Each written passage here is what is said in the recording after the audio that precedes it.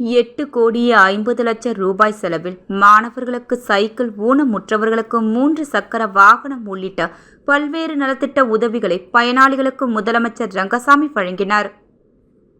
புதுச்சேரி அரசு சமூக நலத்துறை மற்றும் பிற்படுத்தப்பட்ட மற்றும் சிறுபான்மையினர் நலத்துறை சார்பில் பல்வேறு நலத்திட்ட உதவிகள் பயனாளிகளுக்கு வழங்கும் துவக்க விழா தட்டாஞ்சாவடி சுப்பையா நகர் சேக்கிழார் அரசு உயர்நிலைப் பள்ளியில் நடைபெற்றது.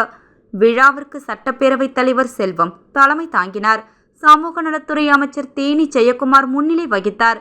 இந்நிகழ்வில் முதலமைச்சர் ரங்கசாமி சிறப்பு விருந்தினராக கலந்து கொண்டு 8,50,00,000 ரூபாய் மதிப்பில் மாற்றுத்திறனாளிகளுக்கு விலையில்லா 3 சக்கர மோட்டார் வாகனங்களும், பள்ளி மாணவ மாணவிகளுக்கு மிதிவண்டிகள் மற்றும் மழை கோட்டுகளும், 60 வயதை கடந்த மூத்த குடிமக்களுக்கு போர்வைகள் மற்றும் காலணிகள் உள்ளிட்ட நலத்திட்ட உதவிகளை வழங்கினார். இந்நிகழ்ச்சியில் சமூக நலத்துறை இயக்குனர் ராகினி விழாவிற்கான ஏற்பாடுகளை சமூக நலத்துறை துணை இயக்குனர் ஆறுமுகம் மற்றும் சமூக நலத்துறை அதிகாரிகள் செய்திருந்தனர்.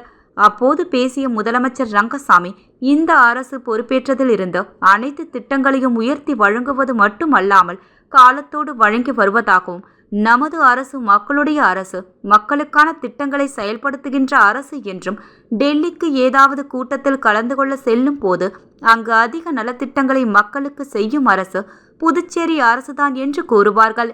ஏழை எளிய மக்களுக்கான அரசு இந்த அரசு என பேசினார்.